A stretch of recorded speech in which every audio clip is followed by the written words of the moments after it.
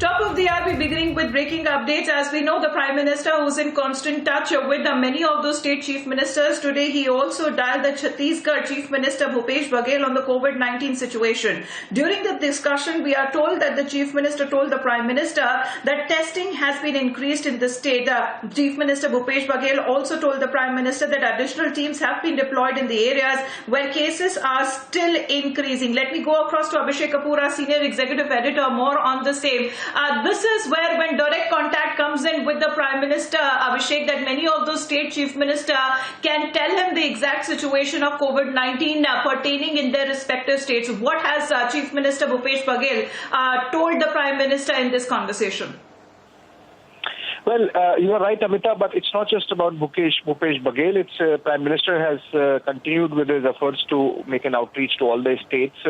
As he has been speaking to chief ministers across the country, and today he has spoken to chief ministers of Rajasthan, chief minister of Chhattisgarh, Uttar Pradesh, and Puducherry. So essentially covering 4 states in his outreach today. We have seen how he has been making calls to most affected states one by one, and in fact by now he has covered over 20 states, including today it should be 24, and he's going to continue this exercise of apprising himself firsthand, talking directly to the chief minister. Not just that, we know that he's slated to speak to the district magistrates also directly of the 100 most affected districts, 46 on 18th, which is day after tomorrow, and then on 20th in the presence of respective chief ministers. So I think Prime Minister's communication, overall COVID strategy has strong communication at its core, and he believes that communication sorts out a lot of coordination issues, and that's why he has been speaking